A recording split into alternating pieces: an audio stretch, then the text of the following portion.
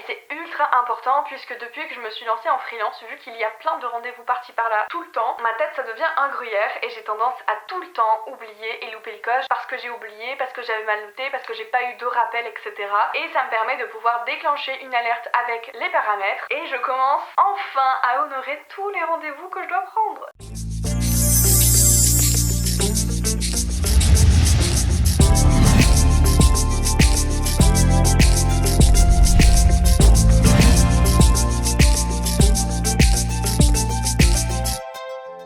Bonjour à tous et bienvenue sur la chaîne Aboukinade. Aujourd'hui, je vous retrouve pour vous parler de ma fameuse nouvelle organisation. Il s'agit de la seconde vidéo de la semaine des 25 000 abonnés. Merci beaucoup de regarder. Et pour me soutenir tout au long de cette semaine, si ce n'est pas encore déjà fait, n'hésitez pas à vous abonner, c'est ce qui me soutient le plus, et de mettre un like et un commentaire. Je parle beaucoup en langage de main. Maintenant, c'est parti.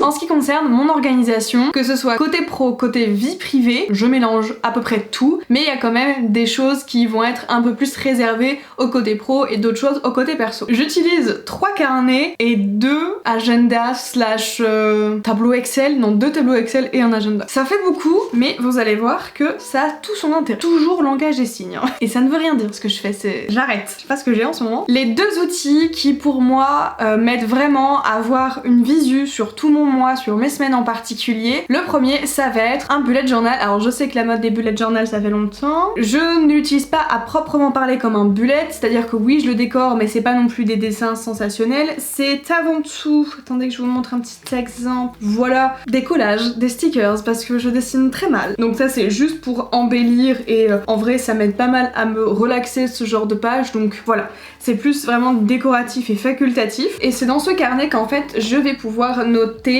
tous les types de rendez-vous que j'ai, toutes les to-do list différentes que je vais avoir, que ce soit du côté administratif à remplir, assurance maladie, assurance voiture, ça concerne ma vie privée, ou alors rendez-vous pour le podcast, rendez-vous pour la banque, etc.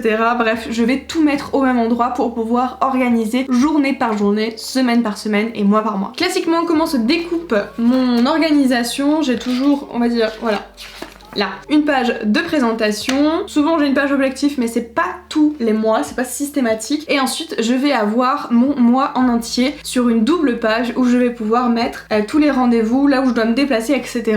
Il n'est pas forcément rempli de manière hyper précise, mais ça me permet de voir les dates importantes que je dois faire. Et ensuite ça va être des semainiers où je vais avoir un encart to-do list avec les choses importantes que je dois faire et j'écris un petit peu comme dans un journal ce que je dois faire, ce que j'ai fait et ce qui sera à faire dans les jours à venir. Ça me permet d'avoir un suivi et en vrai c'est hyper relaxant de pouvoir écrire sur papier et moi ça m'aide à me vider la tête. Voilà, par exemple sur cette to-do list on voit vraiment toutes les tâches que j'ai faites en 2 jours et c'est un peu plus parlant. J'avais également pour mon lancement du challenge des devis à faire, un point compta, une signature pour mon mail à faire. Je me fais aussi souvent des petits mood trackers, ça c'est plus dans la gestion de ma vie personnelle et de me faire des petits points santé mentale, vous voyez. Et souvent je fais quand même, parce que vous voyez j'ai déjà commencé à préparer mon mois d'octobre, je l'ai fait vachement en avance parce que vu que j'ai des fois des tournages qui vont se caler, etc., ça me permet de toujours prévoir, à savoir quand je dois filmer une vidéo, à pouvoir voir comment je peux lire les livres que je dois lire impérativement, etc.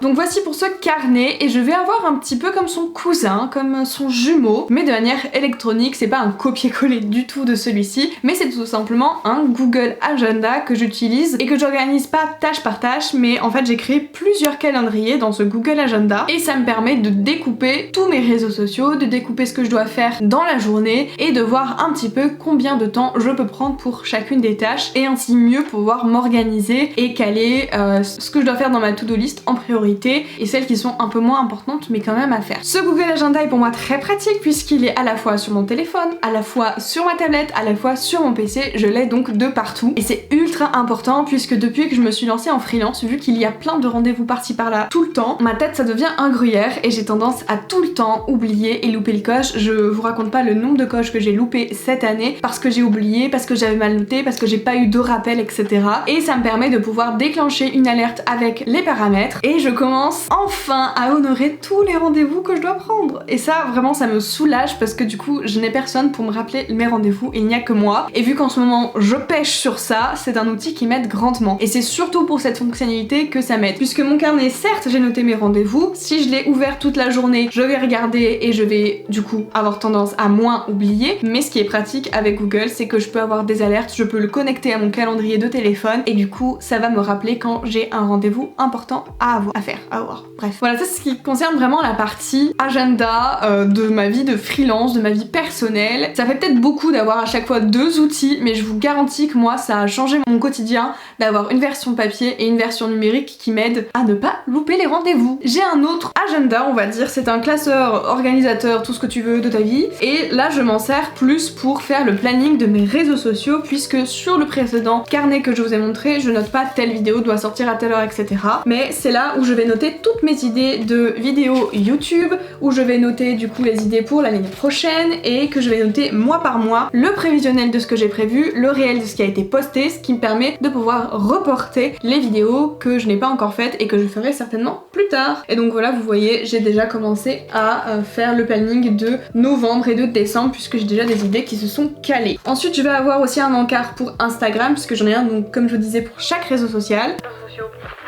Donc pour Instagram, pareil, à chaque fois je me mets des petits objectifs. C'est pas forcément important de se mettre des objectifs, mais moi ça m'aide surtout à avoir une visu et à me rendre compte de si mes réseaux sociaux grandissent, si l'engagement est toujours bon ou si j'ai perdu tout le monde. Là pareil sur Instagram, j'ai pas mis encore septembre à jour, mais vu que je suis à 2 à 3 posts par jour, j'ai mes jours de publication de préférence, je mets les collaborations à sortir, etc. Et pareil, j'ai déjà préparé les autres mois avec les collaborations qui se sont calées. Mon petit onglet TikTok, c'est celui que j'utilise le moins parce que c'est là où je publie un peu plus en freestyle. Par contre, les suggestions de contenu, ça m'aide beaucoup parce que sur TikTok, depuis quelques temps, je fais un peu moins de trends, voire plus du tout, mais je vais tendance à faire plus des playlists, je vais sortir plein de vidéos sur une thématique avec plusieurs recommandations, et du coup, ça me permet de pouvoir lister toutes mes idées et de planifier les vidéos, puisque on peut planifier les vidéos de TikTok depuis votre ordinateur. L'avant-dernier que j'ai, c'est celui pour le podcast, et là, je vais pas tellement vous montrer puisqu'il y a tous les sujets de podcast qui sont prévus pour le calendrier de l'Avent, donc ça ne sert à rien de vous montrer dès maintenant. Et vu que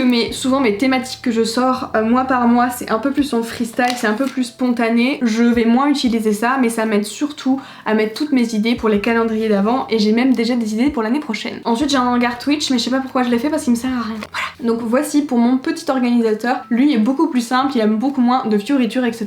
Je ressens pas nécessairement le besoin, j'ai juste besoin d'écrire et de vider ma tête de toutes les idées qui fourmillent. Autre outil qui me sert pour mes réseaux sociaux, c'est un tableau de suivi de collaboration et un peu un tableau de suivi de comptabilité. C'est un tableau Excel que je mets aussi sur Google, enfin c'est Google Sheets du coup, mais qui me sert du coup à voir quelle collaboration j'ai prévue, avec quel client, vers quelle période, quel type de contenu, si le devis a été validé, si la facture a été envoyée, si le contenu est approuvé par le client et s'il a été mis en ligne, etc. Avec un code couleur. C'est vrai que je fonctionne énormément par code couleur. Le Google Agenda, je peux aussi mettre des couleurs et vraiment je suis très contente de ça. Donc si vous avez aussi besoin de ce type de tableau, ce que je peux faire, c'est que je vais vous mettre un lien avec un tableau vierge, et peut-être que du coup ça peut vous aider, même si peut-être vous n'allez pas l'utiliser pour des collaborations avec des maisons d'édition, peut-être d'un point de vue de service de presse ça peut vous aider, ou alors pour d'autres types de tâches, si vous êtes en freelance, etc. Peut-être que ce suivi de paiement, etc. ça peut être vachement intéressant. Et les deux derniers outils que j'ai pour plus ma vie de lectrice, on va dire, j'ai un carnet de lecture. J'avais fait une vidéo il y a 2 ans, il me semble, où je vous montrais mon carnet de lecture avec un carnet de pile à lire, il me semble. Alors j'ai laissé tomber le carnet de pile à lire puisque j'utilise un peu plus l'application Babelio, mais ça je vous en reparlerai prochainement, et je me suis racheté un bête carnet de lecture. Au début je pensais le faire moi-même, et puis finalement je ne le fais pas moi-même parce que déjà avec mon bureau, mon calendrier et tout, ça me prend déjà vachement de temps, donc j'avais pas envie de m'encombrer de ça. C'est un carnet assez simple et ça me permet surtout de pouvoir moins oublier et de pallier à ce cerveau en gruyère, et quand je dois faire une chronique ou un point lecture, j'ai juste à zioter mon carnet et je sais tout de suite ce que je voulais dire, et du coup je n'oublierai pas de véhiculer certains messages, certaines choses que je voulais dire sur le bouquin. Pareil, je vous ai mis le lien de ce carnet dans la description de la vidéo pour que vous puissiez voir un petit peu plus comme il se présente, mais je vais vous le montrer là, comme ça ce sera beaucoup plus simple. C'est assez basique mais c'est efficace et j'aime beaucoup la couverture. Et enfin le dernier tableau que j'utilise pour ma vie de lectrice, c'est un tableau de suivi de services de presse et des livres que j'achète, que on m'offre, etc. déjà ça me permet de voir mois par mois ce qui est rentré dans mes bibliothèques, un peu en suivi d'acquisition. À la base c'est un tableau que mon amie Elise a fait, que j'ai un peu remanié à ma manière. C'est pareil, je vous ai mis un lien dans la description d'un tableau vierge si vous avez besoin de ce type de tableau. Moi je me l'utilise principalement pour les services de presse et pour ce que j'achète, et ça me permet aussi de faire un point sur le budget de livres que je dépense au mois et de mieux gérer mon budget personnel. Et si un colis a été perdu, je sais que je devais attendre tel livre tel moment, donc si je ne l'ai pas, c'est potentiellement que la poste a perdu le colis. Voilà pour cette vidéo organisation, j'espère qu'elle vous a été utile. N'hésitez pas à checker du coup les liens que je vous ai laissés si ça vous intéresse. Si vous avez d'autres questions concernant mon organisation et des points que vous aimeriez que je détaille un peu plus, n'hésitez pas à me le dire, parce que j'ai fait un petit peu cette vidéo à l'aveuglette parce que je savais pas vraiment ce qui était intéressant pour vous. Je me suis dit que j'allais juste vous montrer mes outils que j'utilise au quotidien et juste vous dire ce que j'utilise principalement, et que peut-être ça vous serait utile, je ne sais pas. En tout cas, je vous remercie d'avoir regardé cette vidéo jusqu'au bout. Merci beaucoup de votre soutien et on se retrouve demain pour une toute nouvelle vidéo. Bye!